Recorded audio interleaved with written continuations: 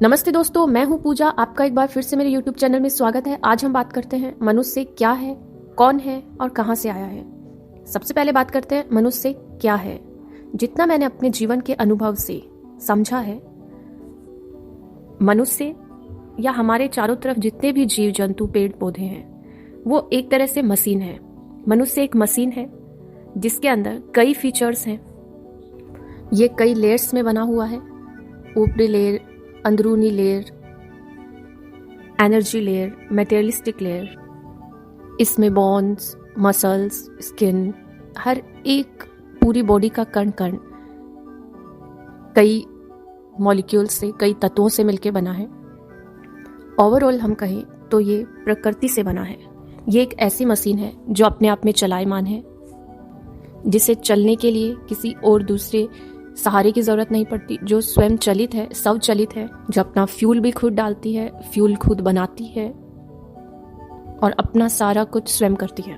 और ये दुनिया की और इनफैक्ट ब्रह्मांड की एक इकलौती ऐसी मशीन है जो कि अपने जैसी करोड़ों, मिलियंस, बिलियंस, ट्रिलियंस और मशीन भी बनाने की क्षमता रखती है, हूबहू, और उससे भी अपडेटेड वर्जन।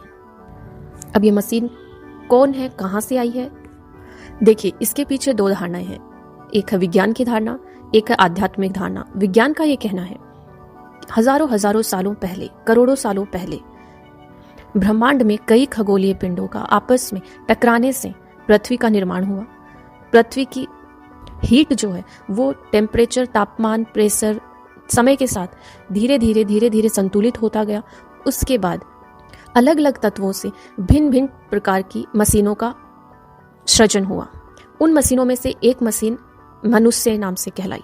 पहले एक कोशिकीय मशीन बनी, दो कोशिकीय मशीन बनी, मीन्स 3 मिलियंस, फिर मल्टीपल सेल्स से मशीनें बनी, और मनुष्य एक मल्टीपल सेल्स की मशीन है। आध्यात्मिकता के अंदर इसकी अलग धारणा है, जिसमें अलग अलग धर्मों में उसकी अलग अलग कहानियां हैं।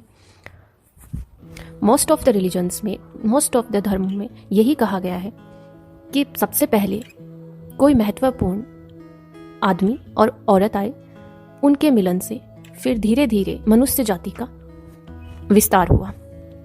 तीसरी जो धारणा है वो है दिमाग की धारणा, जो है फैक्ट्स के आधार पे, जो कि मेरे दिमाग में, आप सबके दिमाग में, लॉजिक सोचने पे किसी भी मनुष्य के आती है। वो है हमें अपने पिता का नाम पता है, अपने पिता के पिता का नाम पता है, उनके पिता के नाम का पता है, उनके पिता के पिता के पिता का नाम पता है, लेकिन 7 पीढ़ियों से ज्यादा शायद ही अपने दिमाग में कुछ आता है कि हाँ, उससे पहले कौन था, उससे पहले कौन था, या उससे पहले कौन था। अब जब तक हमने देखा ही नहीं है, जब हमने वो चीज़ एक्सपीरियंस नहीं की, अनुभव नहीं की, तो हम कहानियों पे उसको आधारित नहीं मान सकते कि हाँ, उससे पहले फला आया, उससे पहले वो आया, उससे पहले वो आया। इतना है, कभी कोई ना कोई आया और फिर आगे आते चले गए और आज हम हैं। लेकिन विज्ञान क्या कहता है, आध्यात्मिकता क्या कहती है? ये जितने भी धारणाएं हैं, ये सिर्फ धारणाएं हैं। फिर से सुनिएगा, सिर्फ धारणाएं हैं। विज्ञान ज्ञान को जानने का एक ऐसा माध्यम है जो कि जितना भी ब्रह्मांड में, पृथ्वी पे, इस दुनिया में है, उसका सिर्फ अभी तक 1%, सिर्फ 1% ही खोज पाया है, पुष्टि कर पाया है। 99%, 99% ऐसी चीजें हैं, ऐसे तथ्य हैं जिनके बारे में विज्ञान अभी तक पुष्टि नहीं कर पाया है। आज विज्ञान जिस चीज को कहता है ये है और ये नहीं है, 10 साल बाद में उसका मत कुछ और होगा, क्योंकि विज्ञान एक ऐसी प्रक्रिया है जो कि तथ्यों के आधार पे समय से सच्चाई को बाहर लाने में, सच्चाई को मनुष्य के सामने लाने में एक भूमिका निभाती है। इसकी सच्चाई तथ्यों के आधार पे होती है। जो तथ्य आज तक अभी नहीं देखे हैं, 10 साल बाद में शायद वो देख लें और उसके बाद में उसकी पुष्टि करें। तो विज्ञान को हम 100%, विज्ञान को सब कुछ पता है, ये नहीं कह सकते हैं, क्योंकि विज्ञान अभी तक पृथ्वी पे मौजूद और ब्रह्मांड में सिर्फ 1% और शायद इससे भी बहुत कम चीजों की पुष्टि कर पाया। आध्यात्मिकता की अगर अपन बात करें, आध्यात्मिकता एक ऐसा माध्यम है जो कि मनुष्य जाति ने ही अपना बनाया हुआ है। आध्यात्मिकता का निर्माण मनुष्य ने स्वयं ने किया है, और जिस मनुष्य ने स्वयं ने अगर कुछ निर्माण किया है तो उस मनुष्य का जन्म, उस मनुष्य की उत्पत्ति कहाँ से हुई, वो आध्यात्मिकता में कैसे मौजूद हो सकता है। फॉर एग्जाम्पल, उदाहरण के रूप में, अगर आज मैं एक खाना बनाती हूँ, अगर मैं आज एक कुछ भी, कोई भी चीज का मैं कृतिकार हूँ, अगर मैं वो कोई भी कृति अगर कोई बनाता है, अगर कोई रचना कोई बनाता है, तो उस रचना को ये पता हो सकता है कि मेरा निर्माण कैसे हुआ, संभव ही नहीं है। अगर आपने किसी बच्चे को जन्म दिया है और उस बच्चे को ये ना बताया जाए कि आपका जन्म कहाँ हुआ, क्यों हुआ, कैसे हुआ, किसके यहाँ हुआ, आपके जनक और जननी का नाम क्या है, तो क्या उस संतान को तब किसी से भी ना पता चले तो क्या वो स्वयं बता सकता है कि आपकी रचना कैसे हुई?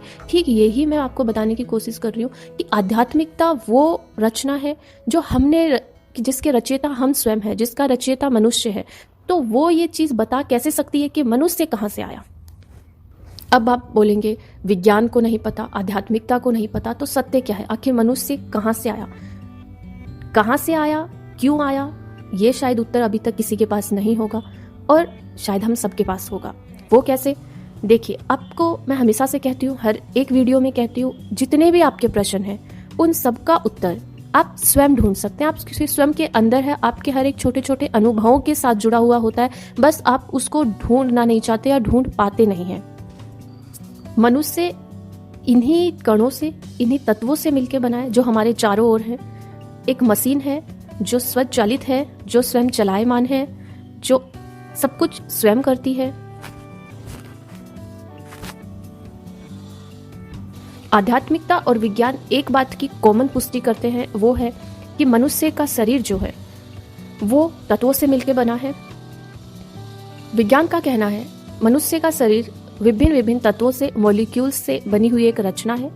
आध्यात्मिक तथ्य कहते हैं कि 5 जो तत्व हैं उनसे मिलकर बना है: आकाश, पृथ्वी, जल, वायु, अग्नि। मैं सिर्फ इतना कहना चाहती हूँ कि जहां विज्ञान और आध्यात्मिकता के तथ्य को आप मिला के एक स्वयं का लॉजिक लगा के सोचे तो मनुष्य एक ऐसी मशीन है जो कि प्रकृति से बनी हुई है। प्रकृति क्या है ये मैं आपको एक अलग सेपरेट वीडियो में बताऊंगी, जो कि आप अलग से एक डिटेल्ड वीडियो होगी। प्रकृति क्या है उसमें आप जान पाएंगे। प्रकृति पूरे ब्रह्मांड का इंक्लूजन जो होता है, पूरे ब्रह्मांड को समाहित जिस चीज में अपन कर सकते हैं उसे हम प्रकृति कहते हैं। और उस प्रकृति से मिलके एक मशीन बनी हुई है, उसे हम मनुष्य कहते हैं। उससे बाहर और कुछ भी नहीं है।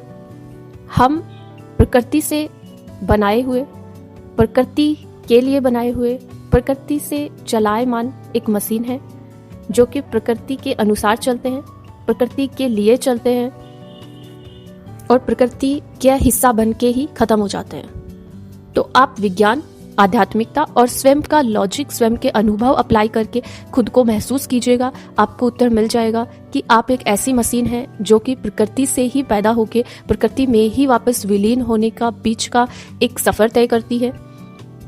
और वो सफर के अंदर आप क्या करते हैं, कैसे अनुभव लेते हैं, कैसे डेटाज कलेक्ट करते हैं, वो आपको यूनिक बनाता है। इसलिए हर एक मशीन, हर एक मनुष्य, हर एक जीव जंतु, हर एक पेड़ पौधा अपने आप में यूनिक होता है। किस बेसिस पे? कि वो अपने अंदर क्या डेटा स्टोर करके रखता है और वो डेटा सबका अपना अपना यूनिक होता है अपने अनुभवों के अनुसार। तो आप सिर्फ ये ट्राई कीजिए कि अपने जीवन का जो भी आपकी वैलिडिटी है, एक्सपायरी डेट से पहले जो ये मशीन है, ये हर एक मशीन की एक्सपायरी डेट होती है। कोई भी मशीन हमेशा नहीं चल सकती है। तो उस एक्सपायरी डेट से पहले आप जितना अच्छा और जितना यूनिक डेटा अपने अच्छे अनुभवों से कलेक्ट करके स्टोर कर सकते हैं, आप एक उतनी ही अच्छी और उतनी ही वैल्यूएबल मशीन होते हैं। और हर एक मशीन की कीमत उसके अंदर स्टोर डेटा, उसके अंदर उसकी जो वैल्यू क्रिएशन है उससे होती है। तो अपने आप को ब्रह्मांड की सबसे बेस्ट मशीन बनाइए। उसके लिए आप अलग अलग आयाम तय कीजिए। यही मेरी शुभकामनाएं। आज के लिए बस इतना ही। God bless you all. Take care.